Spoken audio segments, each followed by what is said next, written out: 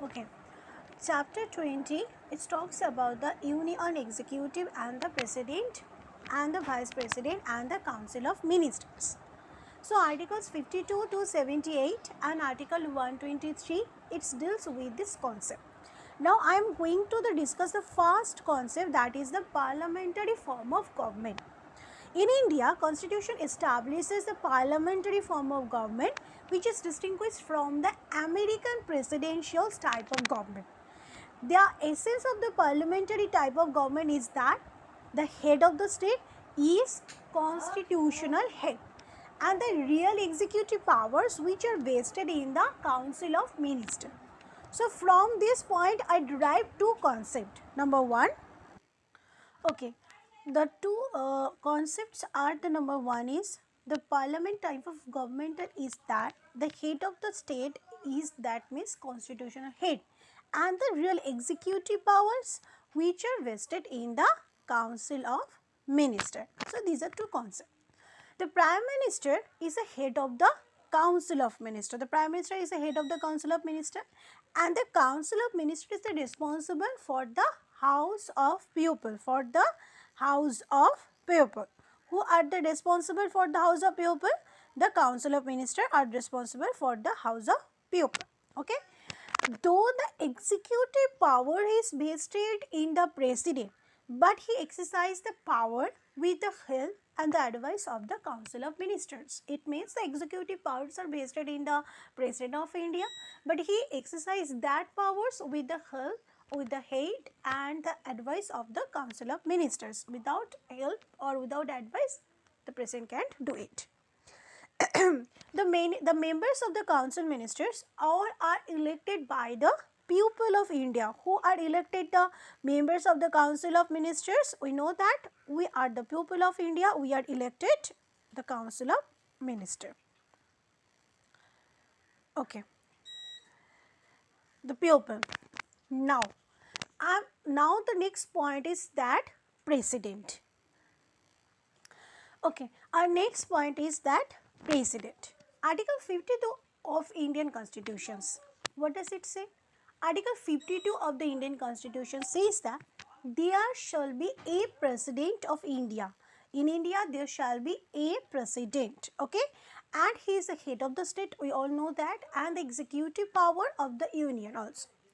Article 53 says that it shall be vested, means the executive powers are vested in the president and it shall be exercised by the president in the accordance with the constitution, either directly or through the officers who are subordinate to him. Who are subordinate to him. The point is that subordinate to him. So now the question is that where the expression subordinate to him has been mentioned, and in which case the expression subordinate to officer subordinate to him has been expressed. Now I am coming to this point. Okay, so in which case the expressions officer subordinate to him, that are expressed in which case? Emperor versus Sibnath Banerjee. In this case, the expression officer subordinate to him includes the minister also. Now the expressions as executive power. I was talking about the executive power which shall be vested in the President of India. Now the question is that has defined the term executive power in the Indian constitutions? The answer is no. The expressions executive power is not defined in the Indian constitutions. So Article 73, it provides that the executive power of the Union that shall extend to the matters with respect to which the Parliament has the power to make the laws, and includes the exercise of such rights, authority, jurisdiction which are the exercisable by the Government of India by virtue of any treaty of agreement.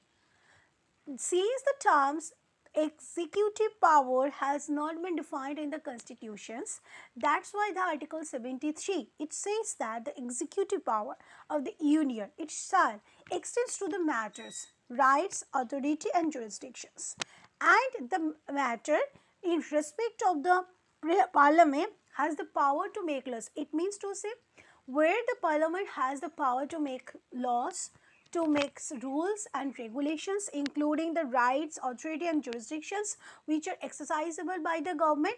To some extent the executive powers are included there, and it has been mentioned under article 73 of the Indian Constitution. So thus we can say that the executive power of the Union, which is exercisable by the President, is coextensive with the legislative power of the Union. Okay, so thus we can say that executive power of the Union, which is exercisable by the President, is the coextensive with the legislative power of the Union. Means executive power of the Union, executive power of the Union is exercisable by the President, which is coexistent to the extensive to the legislative power of the Union. The executive power of a modern state, it is not capable to precise the definitions. Means in the modern state, the definitions of the executive power of the state, it is not possible to precise the definitions in the one sentence, in the one word, in the one paragraph. Okay. There is a case that is known as the Ram Java Kapoor versus State of Punjab. In this case, the Supreme Court also finds it difficult to explain the context of the executive power. There is a case, remind that Ram Java Kapoor versus State of Punjab. In this case, the Supreme Court faced the difficulty to explain the context of the executive power. What are the known as executive power? What are included in the executive power? It's too difficult to explain the what are the executive power, and that problem, that difficulty had faced by the Supreme Court. In this case, in the Ram Java Kapoor versus State of Punjab. Here the court observed that. What does the court observe? What did the court observe in this case? The court observed that it may not be possible to frame any executive definitions of what executive functions mean and imply. Means क्या है ना, it's not possible to frame out, it's not easy to frame out the executive definitions, exhaustive definitions, selected definitions, what that told about the executive functions means and what will be included under the executive functions and where it does it imply. So ordinarily the executive power connotes the residue of the government functions and remained after the legislative and judicial functions are taken by. Primarily, generally, nowadays we takes, while we are talking about executive power, we says that the power of the government, the power of the residue of the government functions, and it remains after the legislative and the judicial functions which is taken away. That is the executive power. It is neither necessary nor possible to give an exhaustive enumeration of the kinds and categories of the executive functions which may comprise both formulations of the policy as well as the execution. Clear? Under Article 73, there is two articles. One is a 73 and other one is a 160. Okay.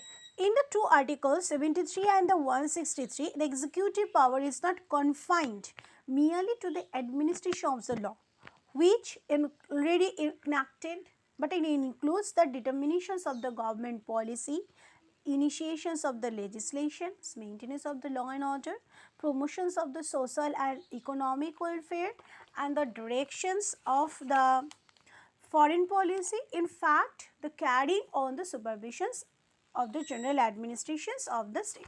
So, it's are mentioned in these both articles. Now, I am going to the qualifications.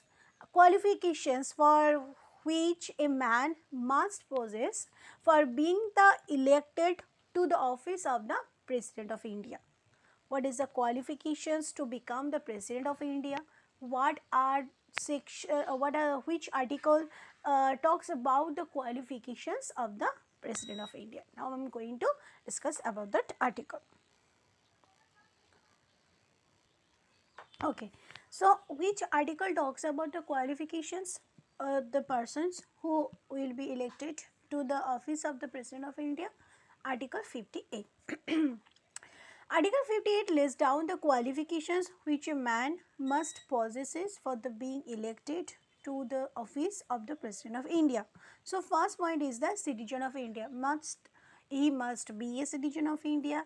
Number 2, he must have completed the age of 35 years. Number 3, he must be qualified for the elections as a member of the House of the People. That is, he must be registered as a vote in the any parliamentary constituency. And the last point is that he must not hold any office of the profit under the government of India or the government of any state or any local authority or other authority subject to the control of any state government. So these are the criteria to be elected as a president of India. But the following persons shall not be deemed to hold any office of the profit. Mind the last point is that he must not hold any profit of the office and hence qualified for the being of the candidate of the presidency. So they are number 1, president and the vice president of the union and the governor of the any state and the minister of any union and the any state. Those are mentioned under Article 58. Now the point is that conditions of the president's office, how many times, how many years he can hold his office. Okay, so it says that Article 59 of the Indian Constitution. Article 59, it talks about the conditions of the president office. It says that president cannot be a member of the either house of the parliament or the house of the legislature of any state. While the president holds the office, that time he cannot be a member of the house of the parliament or the house of the legislature of any state. If a member of either house of the parliament or house of the legislature is elected as the president, first of all he should not be the member of the house of the parliament and house of the legislature of any state. In by chance, if he is a member of the house of the parliament or house of the legislature of any state and the time when he is elected for the president, then he shall be deemed to have vacated his place vacated his seat in the house on the date when he enters his office as the president. So president shall not hold any office of the profit. So what did we say? That Article 59 says that president cannot be the member of the either house of the parliament or house of the legislature of any state. If he was a member of the house of the parliament or house of the legislature, then it shall be deemed that he have to vacate the seat of the house of the parliament or house of the legislature of any state when he is elected the president of the India. Okay, so it means says that it means when he enters upon his office as a president, he have to vacate the seat. Okay, now the next point that mind it, the president shall not hold any office of profit. The terms is that office of profit. Okay, what is the term? Office of profit. Mind it, president shall not hold any other office of profit. Now recap the once more all over things that first of all we read that the parliamentary form of government in India, the constitution establishes the parliamentary form of government as distinguished from the American presidential type of government. So in our country, our constitutions, our government in which type? The parliamentary form. And in the American, the government is which type? Presidential type. So both are different also. Now the essence of the parliamentary type of government is that what is the essentials? How do we can understand that it is a parliamentary form of government, it's not a presidential type of the government. So that we should remind one point, that in case of parliamentary form of government, that the head of the state is the constitutional head, and the real executive powers which are vested in the council of minister. कठपुतली है ना, कठपुतली की तरह जो president है वो काम करेगी। कठपुतली क्या है ना, वो खुद कुछ नहीं कर सकती है, उसको जो हाथ और पैर है वो कैसे है बंधा है, एक सूते से बंधा है, ओके, एक थ्रेड से बंधा है। जो काउंसिल ऑफ मिनिस्टर है वो क्या कंट्रोल करता है, वो एग्जीक्यूटिव पावर को कंट्रोल करता है। और जो प्रेसिडेंट है he is the head of the constitution, head of the state, मैंने क्या है ना, वो सिर्फ एक हेड है, बट जो बाकी काम करते हैं क्या, council of minister. Though the executive powers are vested on the president of India, but he cannot exercise those power without aid and advice of the council of minister. क्या है ना, जो प्रेसिडेंट है वो कठपुतली की तरह काम करता है, ठीक है। So this is the significance that our country this that parliamentary form of government. Now I am going to discuss about the president, who is the president, and which articles are described about the president. Today I will discuss that only the conditions or term and conditions portions of the president, okay. So first of all, article 52 of the Indian constitution, it talks about that there shall be a president in our India. मतलब क्या है ना, मेरा जो in our India हम लोग के जो कंट्री है वहाँ पर सिर्फ एक ही पर्सन प्रेसिडेंट की तरह काम कर सकता है।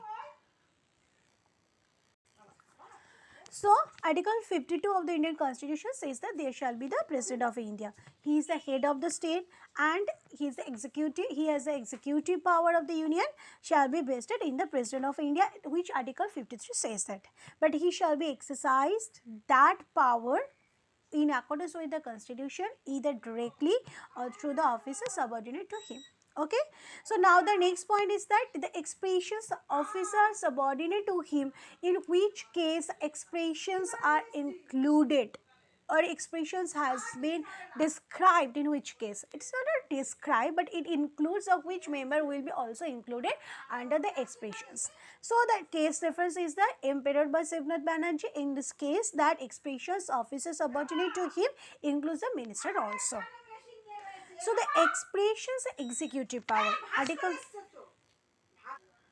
So recently I told you that Article 53 says that the executive power of the Union which shall be vested in the President of India.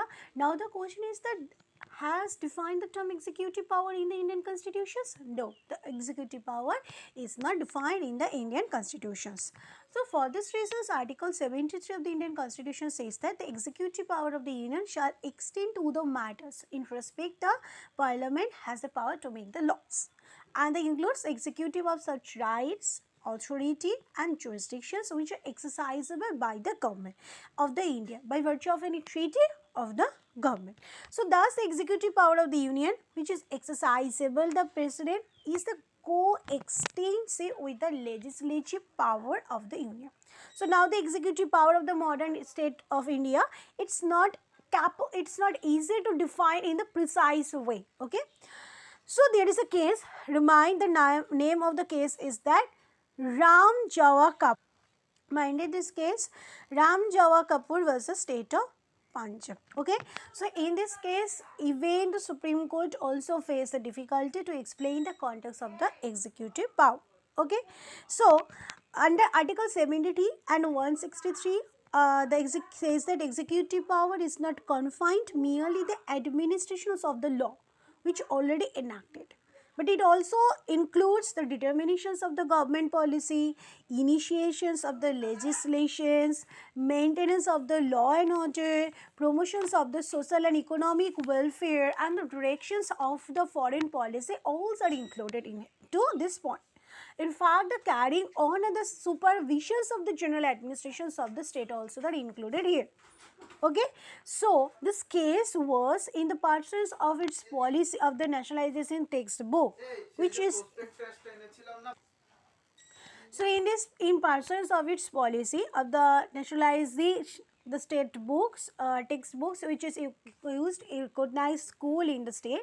So Punjab government issued an executive order acquiring the copyright in selected books from the authors and undertaking its source, the printing, publishings and the sale of those books. क्या है ना, इसमें क्या हुआ था, रामजोत जो एक कपूर है, दो केस में एग्जीक्यूटिव पावर को एक्सप्लेन करने से सुप्रीम कोर्ट को डिफ़िकल्टी आई। इस वजह से क्या है, फैक्ट है क्या, जो एक केस है ना, इस केस को जो पॉलिसी है नेशनलाइजिंग द टेक्स्ट बुक करने के लिए, वो क्या है ना, जो कुछ स्कूल स्टेट का है वो रिकॉग्नाइज किया गया था। आज जो state of the Punjab government है वो क्या क्या जो एग्जीक्यूटिव ऑर्डर है वो इशू करके वो जो बुक सिलेक्टेड किया गया था उसका कॉपीराइट एक्वायर किया। ठीक है, कहाँ से, ऑथर से, जो ऑथर था बुक को वो एक्वायर किया। तो क्या कहाँ पर था, ओके। सो एग्जीक्यूटिव ऑर्डर एक्वायर करके जो बुक सिलेक्टेड किया गया था वो ऑथर से कॉपीराइट किया है। ठीक है, एंड अंडरटेकिंग इटसेल्फ, उसको अंडरटेक करके जो गवर्नमेंट है पंजाब का वो क्या है, प्रिंट किया, वो पब्लिश किया, वो सेल किया बुक्स बुक को। ठीक है, और जो प्राइवेट पब्लिशिंग जो हाउस है ना वो आउटटेस्ट हो गई वो टेक्स्ट बुक से। तो this order was challenged by the petitioners. क्या है ना, जो इन सब मैंने suppose A is the author of the books, ठीक है, और जो स्टेट गवर्नमेंट है वो क्या किया, जो बुक्स है ना वो ऐसा book this books are selected, okay, and जो बुक का जो कॉपीराइट है वो भी स्टेट गवर्नमेंट, पंजाब का जो स्टेट गवर्नमेंट वो एक्वायर किया। और वो स्टेट गवर्नमेंट खुद क्या वो प्रिंट करता है, वो पब्लिश कर रहे हैं, वो सेल कर रही है, तो इस वजह से जो प्राइवेट पब्लिशर है ना वो तो लॉस रन करेगी ना। तो इस ऑर्डर से चैलेंज हुआ बस the petitioners on the ground the executive power of the state did not extend to undertake the trade activities. क्या एग्जीक्यूटिव पावर को ट्रेड एक्टिविटी में इंटरफेयर कर सकता है? नहीं कर सकता है। क्या कर सकता है, तो विदाउट द लेजिस्लेटिव सैंक्शन वो चैलेंज किया गया है इस केस में। इट वॉज हेल्ड दैट, यहाँ पर जो कोर्ट वो क्या ऑर्डर किया है, it was held that executive power was not confined to the matters on which the legislation। Court ने एक्सप्लेन किया एग्जीक्यूटिव पावर का पावर मतलब वो सिर्फ लेजिस्लेशन में लिमिटेड रहेगा, ऐसा नहीं कुछ। विच had already been passed, जो लेजिस्लेशन पास होएगी उसकी अंदर ही एग्जीक्यूटिव पावर रहेगी, कन्फाइंड रहेगी, ऐसा कुछ नहीं है। एग्जीक्यूटिव जो फॉर्मुलेट कर सकता है पॉलिसी को, वो एक बिजनेस भी स्टार्ट कर सकते हैं, वो ट्रेड भी एक स्टार्ट कर सकते हैं, but it was not always necessary that to have the legislative sanction. अगर एक ट्रेड और बिजनेस जो requires a expenditure of funds legislative authorisation is necessary, so in this case में सो क्या है ना, in this case okay, so in this case the provisions for the funds in appropriations act was already made and hence there was no need the specific legislations for the carrying on the trade or business. Hey, the case Ram Jawar Kapoors. So it is the leading case regarding the executive power. Now the point is that qualifications. The person who will be the qualified for the elections of the President of India. So Article 58 talks about that. It says that number 1, he must be the citizen of India. Number 2, he has to complete the age of the 35 years. Number 3, क्या है ना, उसको qualified करना पड़ेगा, तो as a member of the House of People, that is like he must be registered as a voter in the parliamentary consistency, and he must not hold any office of the profit under the government of India or government of the state or any local authority or other authority subject to the control of the state government. But the following person shall be deemed to have to hold any office of the profit, it shall not be deemed, and he is qualified for the being the candidate of the presidentials. मतलब जब वो president होकर काम करेगी वो क्या कुछ office of profit नहीं होल्ड कर सकती। So there are the president, vice president, union, governor of the state, minister of the union and the any state which are mentioned under Article 58. Now I am talking about the terms and conditions. Okay, the conditions of the president office, Article 59 it talks about that. the conditions is that the president cannot be a member of the either house of the parliament or house of the legislature of the any state. If he is the member of the house of the parliament or house of the legislature where he is elected as the president, he shall be deemed to have vacant the seat from the house on the date when he enters upon the office of the president. So, the president shall not hold any other office of the prophet. Thank you for these portions which talks about the president and the conditions. Today it's sufficient for that. Next I will start the new portions, that allowances of the president and in which procedure the president will be elected.